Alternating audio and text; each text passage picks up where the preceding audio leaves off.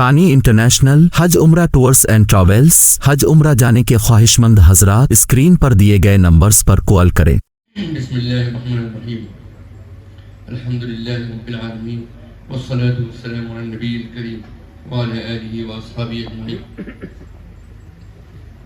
مجھے بہت خوشی ہے اس بات کی کہ میں آج آپ سب حضرات کے سامنے اس پروگرام میں حاضر ہوں۔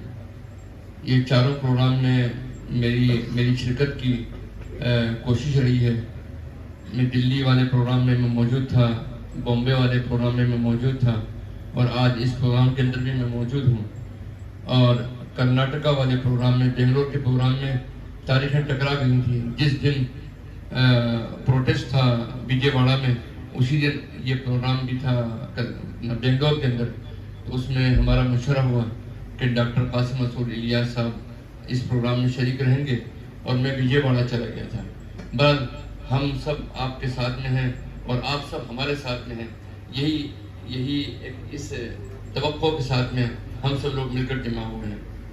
یہ اجتماع کوئی معمولی اجتماع نہیں ہے، یہ ملک کے مظلوموں کا اجتماع ہے، یہ دستور ہند کی حفاظت کرنے والوں کا اجتماع ہے، یہ ان لوگوں کا اجتماع ہے، ان لوگوں کا جمع ہونا ہے جن کو ان کے دستوری حقوق سے محروم کیا جا رہا ہے۔ آج کے اس اجتماع میں ہم جو فیصلہ کریں گے اور جو اسٹریٹجی بنائیں گے، جو لائحہ عمل بنائیں گے، انشاءاللہ ملک کی ترقی میں اور ملک میں امن و شانتی قائم رکھنے میں، امن و امان کے قیام میں میل کا پتھر ثابت ہوگا انشاءاللہ۔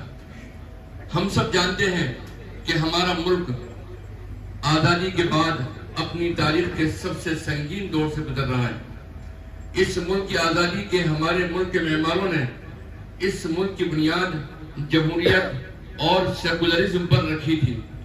آزادی کے بعد ہمارے قائدین کے سامنے جو سب سے بڑا چیلنج ایک ایسے جامع دستور کی تدوین تھا اور ایسے کانسٹیٹیوشن کو بنانا تھا جو تمام شہریوں کے تحفظ اور ترقی کو یقینی بنا سکے اور ان کو سیکورٹی فراہم کر سکے۔ چنانچہ بابا صاحب امبیڈکر کی قیادت میں دستور ساز اسمبلی نے ایک نیا دستور بنایا، آئین تشکیل کیا، کانسٹیٹیوشن کو مرتب کیا۔ اس دستور میں تمام شہریوں کو شخصی، مذہبی اور لسانی آزادی کی ضمانت دی گئی۔ تمام شہریوں کی جان، مال، عزت و آبرو کی حفاظت کا وعدہ کیا گیا۔ تمام لسانی اور مذہبی اقلیتوں کو یہ بھی ضمانت دی گئی کہ وہ مکمل آزادی کے ساتھ اپنے مذہب، تہذیب اور شاعر کے ساتھ زندگی گزار سکتے ہیں۔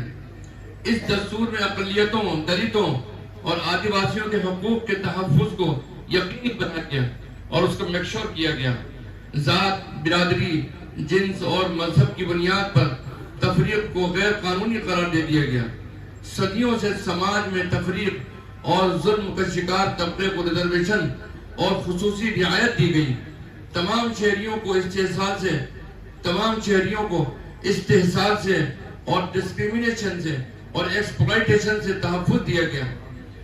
ہم یہ کہہ سکتے ہیں کہ ہمارے ملک کے معماروں نے اور دستور سازوں نے اور کانسٹیٹیوشن کے بنانے والوں نے نہایت ہی جامع اور وسیع دستور کی تدوین کی، لیکن دستور سازی کے موقع پر ہی بابا صاحب امبیڈکر نے ایک بات کہی تھی کہ کوئی قانون کتنا ہی اچھا کیوں نہ ہو، جب تک اس قانون کو نافذ کرنے والے افراد، اس قانون کو امپلیمنٹ کرنے والے افراد اور ادارے ایماندار اور مخلص نہیں ہوں گے، وہ قانون مفید نہیں ہو سکتا ہے۔ ہم سب جانتے ہیں کہ اس وقت ملک کے اقتدار پر وہ فاشسٹ قوتیں قابض ہو چکی ہیں جو جمہوریت اور سیکولرزم پر یقین نہیں رکھتی ہیں۔ ان کو ملک کی ترقی اور فلاح بہبود سے کوئی مطلب نہیں ہے۔ یہ طاقتیں ملک کے جمہوری کردار، سیکولر روایات اور مذہبی آزادی اور مساوات اور برابری کے تصور کو مانتی ہی نہیں ہیں۔ فرقہ پرستوں کو خوش کرنے اور اپنے اقتدار کو بچانے کے لیے آئین کی دھجیاں اڑائی جا رہی ہیں۔ اقلیتوں، دلتوں اور کمزور طبقات کے آئینی اور دستوری حقوق کو چھینا جا رہا ہے۔ موب لنچنگ کے ذریعے مسلمانوں اور دلتوں کو نشانہ بنایا جا رہا ہے۔ فرضی انکاؤنٹر اور بلڈوزر کے ذریعے مسلمانوں، دلتوں اور دیگر کمزور طبقات کی جان و مال کو پامال کیا جا رہا ہے۔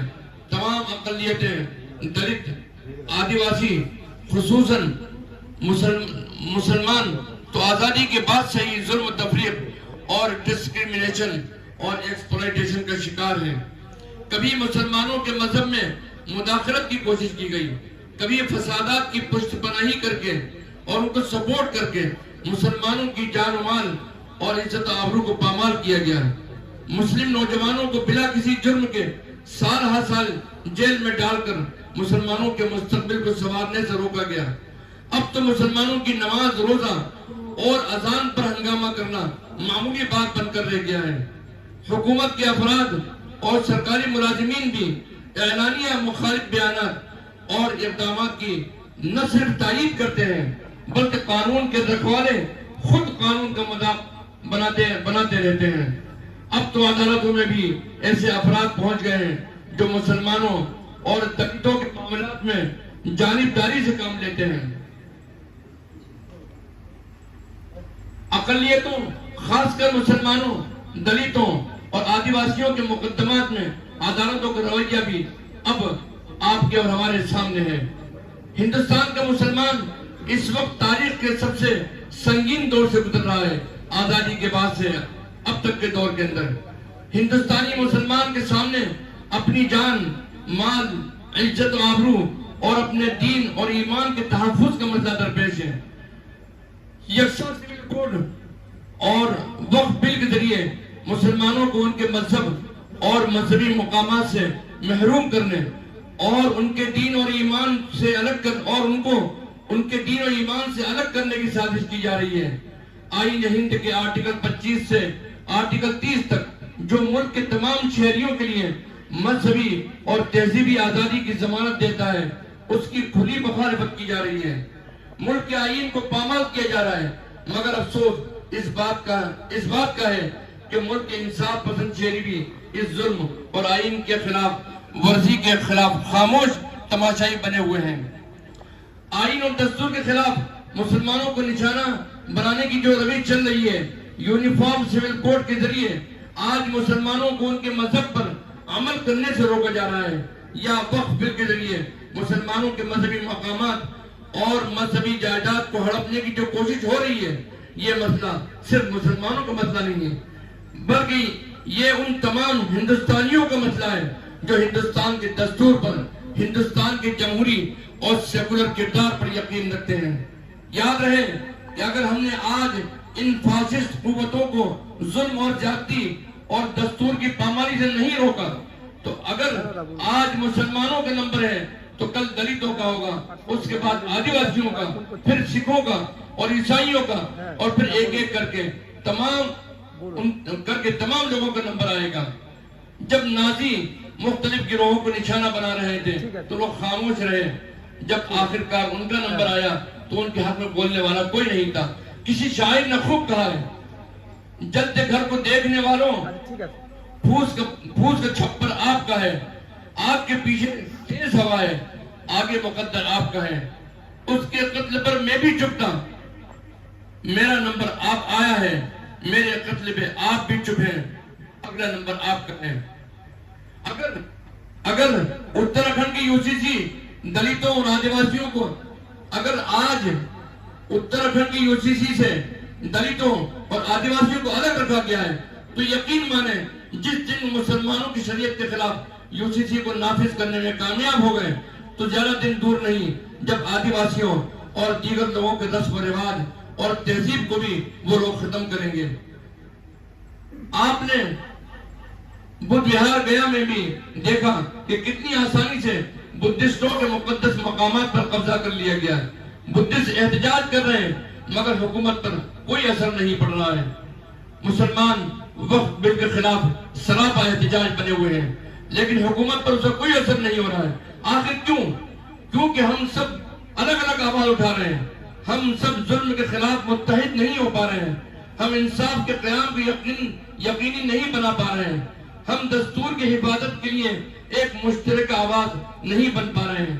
ہماری جو آواز ہے وہ یونائٹڈ نہیں ہے۔ اگر ہم ظلم کے خلاف متحد نہیں ہوئے، ہم نے ان فاشسٹ قوتوں کو دستور سے کھلواڑ کرنے سے نہیں روکا، تو یقین مانیں آج ہم سے ہمارا وقف چھینا جا رہا ہے، کل دلتوں سے ان کا ریزرویشن بھی چھینا جائے گا، اور پرسوں سکھوں سے ان کی پہچان چھینی جائے گی۔ اس لیے ہم سب کو مل کر حکومت کی ظلم جاتی اور ناانصافی کے خلاف صدائے احتجاج بلند کرنی ہے۔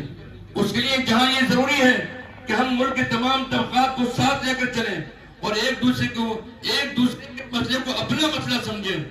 ظلم اگر دلتوں کے خلاف ہو تو مسلمان کی نیند اڑ جائے، اگر مسلمانوں کا حق چھینا جائے تو دلتوں کا چین کھو جائے، سکھوں کے خلاف ظالمانہ اقدام ہو تو مسلم اور دلت آگے بڑھ کر اس کا مقابلہ کریں۔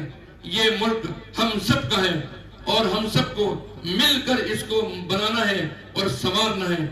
یہ ملک تبھی ترقی کرے گا جب یہاں انصاف کا اور قانون کا راج قائم ہوگا۔ ہم سب مل کر یہ عہد کریں اور اس بات کا عہد و پیمان کریں کہ ہم ہر ظلم کے خلاف کھڑے ہوں گے انشاءاللہ تعالی۔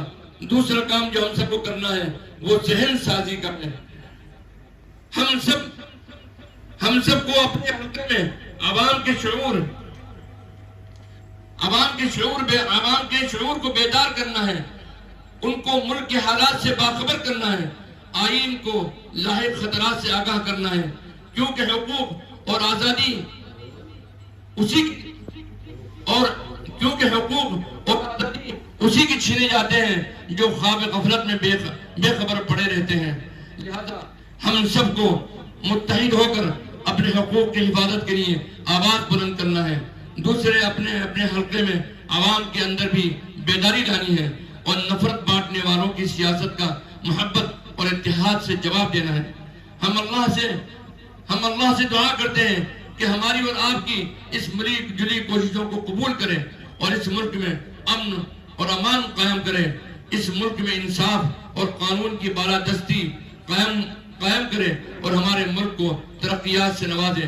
ہم سب آپ سے بات کے ہیں کہ اپنی تمام مصروفیات کے باوجود بھی آپ یہاں تشریف لائیں، اور خصوصیت سے یہ جو الائنس بنا ہے بھارتیہ بہوجن سماج، بھارتیہ بہوجن الائنس، اور اس کے علاوہ اپنا سکھ پرسنل لا بورڈ اور ہماری کرسچن کمیونٹی اور آل انڈیا مسلم پرسنل لا بورڈ، ان سب کے ہم شکر گزار ہیں۔ پورے یونائٹڈ طریقے سے ان لوگوں نے مل کر آگے بڑھ کر ان تمام چیلنجوں کا مقابلہ کرنے کا طے کیا ہے۔ ہمارے 4 ورکشاپ ہو چکے ہیں اور انشاءاللہ عید کے بعد ہم بیٹھ کر اپنے ایشوز کو ڈیفائن کر کے ہم طے کریں گے کہ ہم لوگ ایک دوسرے کے لیے کیسے میدان میں آ سکتے ہیں اور لڑائی کو کیسے یونائٹڈ طریقے سے لڑ سکتے ہیں۔ وآخر دعوانا الحمدللہ رب العالمین۔